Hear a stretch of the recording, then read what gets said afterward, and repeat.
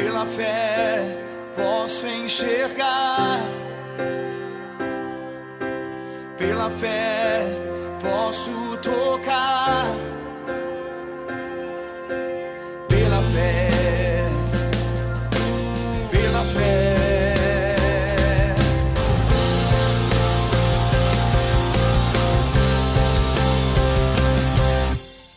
Muito bom dia, a paz do Senhor Jesus sobre a sua vida. O programa Restaurando Vidas começa agora para levar até você uma palavra de fé, esperança e amor. Quais são os desejos do seu coração para o dia de hoje? Você está ansioso por alguma coisa? O que mais você deseja no dia de hoje? O que você sonha? O salmista aqui no Salmo 42, ele fala algo muito importante para as nossas vidas. Versículo 1. Como suspira a corça pelas correntes das águas, assim por ti, ó Deus, suspira a minha alma. Olha que maravilha. O salmista aqui tem um desejo, o desejo de ser cheio de Deus, o desejo de respirar, de suspirar e de se entregar cada dia mais ao Senhor. Os desejos que você tem para o dia de hoje talvez seja uma luta material, talvez uma necessidade para a sua família, talvez uma cura, e isso tudo pode ser uma bênção para você, mas você deveria acordar desejando mais de Deus, desejando ouvir ao Senhor, desejando meditar na sua palavra, desejando falar com o Senhor através da oração. Que seja esse o começo do seu dia, que seja essa a maior necessidade da sua alma, ter sede de Deus. Que Deus te abençoe e que você possa desfrutar de um relacionamento profundo com o nosso Senhor. Eu vou conversar hoje com a pastora Maria Emília, uma pastora que tem um grande testemunho de vida. Vamos passar então essa entrevista.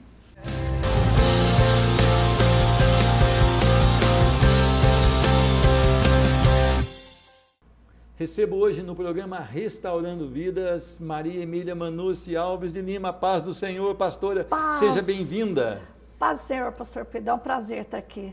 E um prazer estar falando com todos esses telespectadores desse programa abençoado. Amém. Pastora, eu conheço a senhora há pouco tempo, né? Eu conheci de ouvir falar, mas eu vejo que a senhora sempre tem uma alegria muito forte, um semblante muito agradável. De onde vem isso? Do Senhor Jesus, com certeza. Há um tempo atrás, eu tive até deprimida, mas a gente vivendo com o Senhor, o dia que a gente descobre, mesmo estando pregando a palavra, vivendo a palavra, que a alegria que Ele dá para a gente, ninguém pode tirar, aí acabou. Aí a gente é feliz e alegre, apesar de qualquer circunstância. Pastora, hoje as pessoas, elas buscam desesperadamente a chamada felicidade. A palavra de Deus chama de bem-aventurado, de extremamente abençoado ou de feliz, mas ele dá uma direção diferente da que o mundo tem buscado. As pessoas tentam buscar em carros, em faculdades, em alguma coisa aqui dessa terra. Qual que é a receita para se conseguir ser bem-aventurado? Então, aí é uma coisa interessante. Realmente essa busca, ela parece incansável. E eu acho que ela é mesmo, porque quando se busca em lugar equivocado, você não vai encontrar, né? Então, não que as coisas materiais não sejam bênção na nossa vida, mas à medida que Deus nos fez corpo, alma e espírito, se essas três partes não estiverem alinhadas, essa bem-aventurança não acontece na nossa vida. Então, quer dizer que, por mais bens que a pessoa consiga possuir nessa terra, bens são bênção quando tem o Senhor Jesus como centro, né, de adoração, e não os bens. Então ela nunca vai se saciar. Sim, se a busca for só em cima do que se pode pagar ou do que se possa ter, é insaciável mesmo. Agora, mesmo a pessoa buscando a Deus, tendo um amor, uma paixão pela palavra de Deus, ela vai encontrar muitas dificuldades na sua vida. Claro. Como ela deve reagir, ou como que um cristão genuíno reage diante das dificuldades e obstáculos? Pastor Pedro, aí tem uma coisa interessante. Nos dias de hoje, a gente ouve aí muita pregação de evangelho em cima de prosperidade, não é? Sem dúvida. É um evangelho de prosperidade, é um evangelho que você não tem problema, é um evangelho... E isso não é verdade.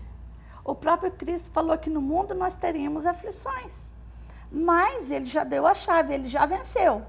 Então, as circunstâncias adversas, elas acontecem na nossa vida, são inevitáveis.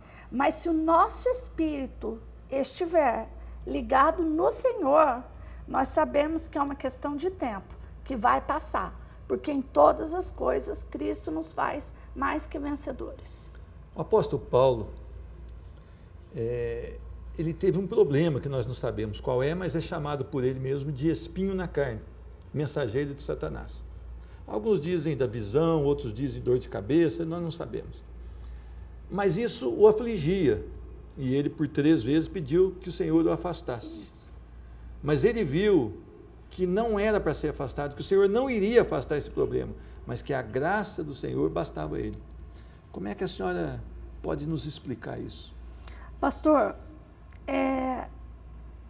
interessante a Bíblia, é tão tremenda a palavra de Deus, porque quando a gente fala do apóstolo Paulo, da conversão dele, de tudo que aconteceu na vida dele, no nosso mundo hoje, que tudo é tão rápido, a gente tem ideia, então acabou o problema. E quando ele pede que fosse livre disso, e o Senhor fala para ele que a graça do Senhor bastava, vem a outra parte, porque exatamente o poder de Deus é aperfeiçoado na nossa fraqueza. Então, quando nós somos fracos, humanamente falando, nós temos espaço para ser fortes espiritualmente. E aí muda toda a situação. Irmã, quando nós estamos em algumas crises da nossa vida, a tendência nossa é que nós oramos mais, Sim. que a gente busque mais. Isso é bom, né? Parece que se a gente não tiver um espinho na carne, parece que a gente vai deixando, né, da oração, do tempo de... Verdade. A tendência do ser humano, né, pastor Pedro? A tendência do ser humano é à medida que está tudo, vamos dizer, bem, ele como que afrouxa seu lado espiritual, já não tem aquela vontade de buscar. Então, muitas vezes, esse espinho é até necessário que ele fique ali, porque a nossa carne, ela é dura. Bom, como a senhora é uma combatente, assim como eu, da teologia da prosperidade, o apóstolo Paulo, quando ele foi chamado, ele estava numa posição, vamos dizer, humanamente muito boa, um emprego seguro, um emprego bem remunerado e muito poder nas mãos. Quando Paulo vai para o Evangelho, ele conhece o outro poder, o poder de Cristo. Mas na sua vida material, há uma grande perda, que ele deixa isso, né? Ele prefere deixar isso e ter a graça do Senhor. Então, a teologia da prosperidade cai por terra mesmo. Cai por terra. Eu posso dizer por experiência própria, pastor Pedro, já tive em transações financeiras de prejuízo financeiro altíssimo. E eu tinha uma escolha. Ou eu partiria para a justiça em busca daquilo, de recuperar aquela parte financeira, ou me bastava a graça de Cristo. Fiz a melhor escolha. Nunca entrei na justiça. Me bastou a graça e nunca me faltou nada. E sem contar que essa alegria que Ele me deu não tira. Graças a Deus. Amém. A pastora Maria Emília, ela nasceu num lar onde os pais buscavam o Evangelho da Graça. A minha mãe foi interessante, que ela se converteu ao Evangelho quando eu tinha 1 ano de idade. A minha mãe, pastor Pedro, ela sofria de epilepsia, gravíssimo grau. Tinha desmaio na rua? Desmaio na rua. Quando estava grávida de mim, caiu, se cortou tudo. Era triste o caso da minha mãe. E no primeiro culto que ela foi assistir, em Poços de Caldas, eu vou fazer 58 anos, então isso é 57 anos atrás, quase 57 anos atrás, ela foi assistir. E o missionário que estava pregando falou do amor de Jesus, não falou de religião, falou do amor de Jesus e perguntou quem queria aceitar. E a minha mãe foi na frente. E era uma tenda, chão batido, e ela foi na frente e aceitou Jesus. O que aconteceu? Ela voltou para casa, nunca mais teve um ataque epilético. Quer dizer que ela buscou em primeiro lugar o reino de Deus, quis uma aliança com Cristo e foi Cristo curada. a curou. Sim. E a minha mãe foi uma serva fiel do Senhor até os seus últimos minutos de vida. Seu pai não teve encontro? Meu pai foi interessante. Meu pai nunca proibiu a minha mãe de ir na igreja. Apoiava, mas não ia. Minha mãe morreu 7 anos antes do meu pai. Minha mãe morreu num sábado, meu pai foi internado no domingo e na segunda amputou a perna. Então foi um baque muito grande. E nesse baque do meu pai, ele ainda ficou mais quase 8 anos amputado. Foi acometido depois da amputação de um câncer. E no estágio final dele de câncer, nem morfina tirava a dor dele. Era um momento muito difícil para a família, né? Também para ele. Muito difícil. Aí, na cama do Hospital Pedro Sanches, meu pai aceitou Jesus. De coração, de fato e de direito. Precisou passar pela dor? Precisou passar. E o mais interessante, na cama, nós o batizamos nas águas. Amém. Com a água quente do chuveiro, batizamos. Os últimos 10 dias do meu pai foi impressionante no hospital. Meu pai não teve dor de tomar nem um magnopirol, nada. Nem morfina. Ele descansou no Senhor, salvo, com semblante tranquilo e sem nenhuma dor. Quer dizer que quando a pessoa aceita em verdade, porque hoje a gente vive um tempo de conversão falsa, né, muito grande, ele houve um testemunho ali muito forte, né, muito impactante. Forte. Interessante, pastor, que nesses 10 dias ele falou com todos os membros da família. Ele era um homem revoltado, ele se tornou um homem grato, o semblante tranquilo, ele tinha palavras... O efeito da graça. A graça de Cristo inundou de tal forma que transbordava nele. Você chegava no leito de dor tranquilinho, sem uma dor. Lúcido, partiu para o Senhor salvo, lúcido e tranquilo. Pastor, eu queria tocar nesse assunto. Hoje nós vivemos um tempo em que as pessoas vão à frente, repetem uma oração e se acham convertidas. Sim. A conversão genuína, ela traz efeitos, né? Se não trouxer efeito, não foi genuíno, né, pastor? Porque o que a senhora disse com seu pai, o que aconteceu, ele nesses 10 dias, ele tratou, né? Muito do que ele pôde tratar, ele acertou. E o seu semblante era diferente, as suas palavras certamente eram diferentes. Sim. E exalava nele o perfume de Cristo. Sim, sim. E é interessante porque era tão visível que as pessoas que iam visitá-lo saíam confortadas da visita. Eles iam para pregar o evangelho e saíam lá com o evangelho no seu coração. Sim, porque o evangelho transforma. A igreja não, a instituição não. Mas o evangelho de Cristo, ele tem o poder de restaurar, de fazer de novo. É o evangelho vivo. Eu diria que, segundo Coríntios, né, capítulo 1, versículo 18, é o poder de Cristo. O evangelho é o poder e quando ele entra num coração, ele realmente transforma uma vida e o que nós vemos depois da transformação é totalmente diferente. Totalmente. Era uma criatura antiga, uma criatura diferente, agora tudo se faz novo, né? Tudo se faz novo. E isso, irmã, é que as pessoas não entendem, né? Essa maravilha que o evangelho pode fazer. E muitos tentam estragar, né? Tentam adulterar esse evangelho para ser mais atrativo ao homem. O evangelho fica em conformidade com o homem, mas na verdade é o homem que fica em conformidade com o evangelho. Caso contrário, não foi real, né? E a senhora acha que nós estamos caminhando para que as pessoas realmente notem o poder do evangelho? Com alguns ministérios, eu acredito que sim. Eu creio que está tendo, eu creio que nós estamos vivendo os últimos dias. Então, está se levantando homens e mulheres que realmente querem pregar o evangelho. É diferente, pastor, quando a pessoa tem essa sede, esse prazer de falar do amor de Deus, da graça do Senhor, e que não custa, né? Porque não há uma barganha, ela é de graça. Então aí a gente começa a ver as experiências reais com Deus.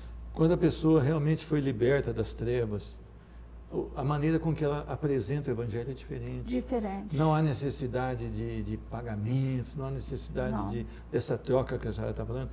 Ela não consegue se calar, né?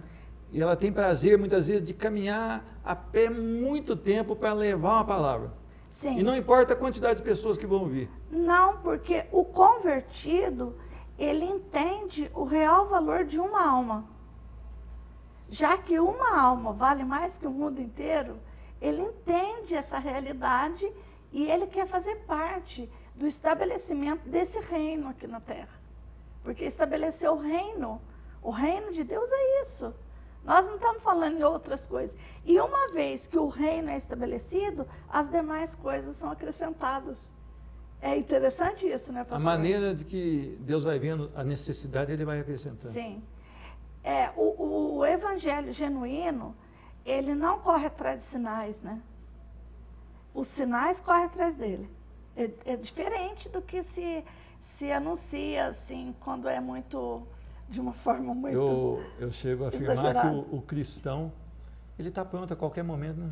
Qualquer Ele hora. não precisa de preocupar com os sinais, Não. eles existem, o Senhor manda, mas nós precisamos ficar tranquilos que a hora que o Senhor voltar, a hora que a trombeta ressoar, nós estaremos Prontos. nos escolhidos, né? No nome Pastora, de Jesus. eu quero que a senhora volte semana que vem para a gente continuar, porque não deu tempo da gente falar a respeito da sua vida.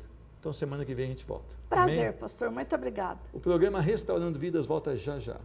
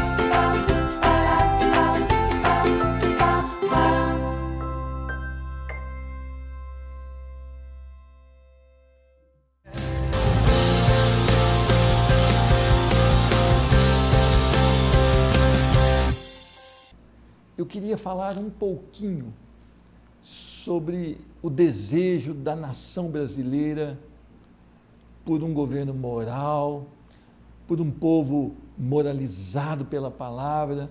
Nós estamos vivendo o tempo mais difícil, onde os escândalos têm chegado e nós temos sido abalados por notícias após notícia, mas nós sabemos que isso não é só uma prerrogativa dos governantes, mas o povo brasileiro, ele também tem se corrompido. Nós temos visto como há crimes por nada, crime nenhum é justificável, mas cada vez mais a vida humana tem sido desprezada, as pessoas querem o que é dos outros, as pessoas não estão contentes com o seu salário, as pessoas desejam fazer algo ruim para obter lucro, e isso é um problema do ser humano. E esse problema se chama pecado. As igrejas hoje não têm falado sobre o pecado, mas eu quero ler um texto, para você ver que lá no começo dos tempos já havia muita corrupção. Gênesis capítulo 6, versículo 5, diz a palavra: viu o Senhor que a maldade do homem se havia multiplicado na terra e que era continuamente mal todo o desígnio do seu coração. Então se arrependeu o Senhor de ter feito o homem da terra, e isto lhe pesou no coração.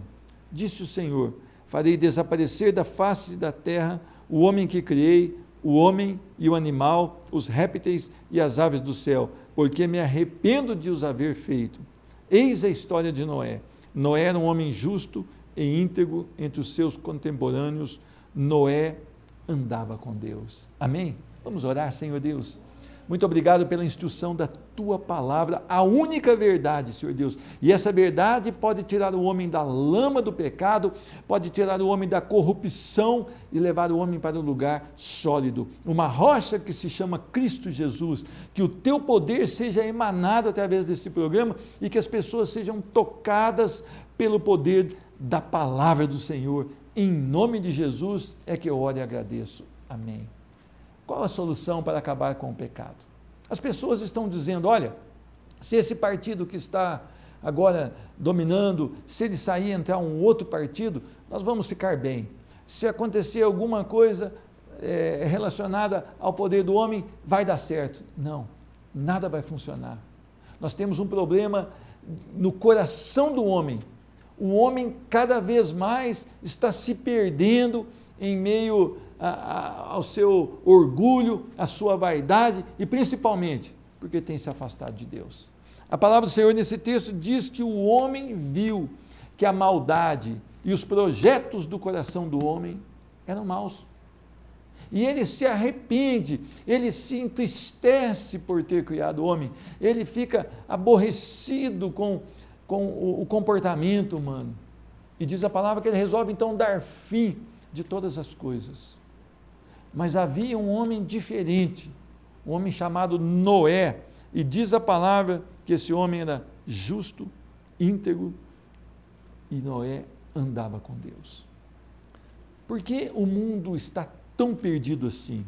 A primeira coisa que eu olho é que o homem cada dia mais se afasta de Deus.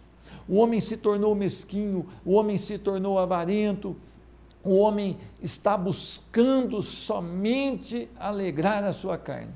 Quando nós nos afastamos de Deus, nós então ficamos ao nosso próprio cuidado. E a palavra de Deus em Tiago diz, se nós nos achegarmos a Deus, Ele se achegará a nós. Hoje é proibido você orar numa escola, hoje é proibido você ler a Bíblia numa escola, hoje é proibido você fazer um culto na praça pública, hoje é proibido você falar de Deus conforme o lugar. Então o povo está falando assim, olha, nós não queremos compromisso com a palavra, nós não queremos a palavra viva, nós queremos agora que nada de Deus seja falado. O que é isso? Os governantes estão elaborando leis e estão impedindo que a palavra do Senhor chegue aos corações. Se a única coisa que pode transformar um coração de um homem, se a única coisa que pode lavar o homem, que pode mudar o homem, é a palavra de Deus, então as medidas que estão sendo tomadas contra esta palavra estão afastando o povo. O homem se afasta também porque o seu coração é ruim e ele não deseja Deus. Se não for pelo toque do Espírito Santo, e que vem, ministra, nos convence do pecado, da justiça e do juízo, e nós o aceitamos, nós nunca nos achegaremos a Deus. O nosso povo está cada vez mais afastado de Deus. Você tem buscado ao Senhor? Você tem Deus como prioridade na sua vida? Talvez você esteja hoje ouvindo esse programa, vendo esse programa, mas você tem costume de conhecer a vontade de Deus através da palavra? Você tem orado ao Senhor? Você, quando tem uma decisão lá no seu trabalho, talvez alguém te oferece um jeito fácil de ganhar dinheiro, você diz não, porque isso desagrada a Deus? Lembre-se do comportamento de José do Egito. José foi um homem injustiçado pela família, foi um homem injustiçado pela vida, mas foi um homem temente a Deus em todo lugar que ele passou. Desde o fundo de uma cisterna até a prisão, José nunca deixou de glorificar a Deus. Ele teve uma situação em que a mulher de Potifar quer se deitar com ele. E olha, não havia ninguém ali na casa. Ele podia fazer isso, alegrar o seu coração, saciar a sua carne, e tudo bem. O que ele disse? Pecaria eu contra o meu Deus? José nunca se afastou de Deus. José buscava sempre agradar a Deus. O coração do homem, ele é pecador. Diz a palavra do Senhor, enganoso é o coração do homem, desesperadamente corrupto. Quem o conhecerá? Então o homem precisa se aproximar de Deus. Segunda coisa que eu quero colocar aqui, o homem se julga suficiente. Por isso ele não busca Deus. Tudo ele consegue estudar, ele consegue fazer uma obra com as suas mãos, ele consegue usar seu intelecto para ganhar dinheiro, então ele se julga cada vez mais independente e suficiente. Esse é um grande erro da humanidade de hoje. Nós precisamos ser dependentes de Deus e não independentes, porque se Deus tirar agora o ar que nós respiramos, nós caímos mortos. O mundo de hoje é um mundo que não busca agradar a Deus. Você também se julga independente?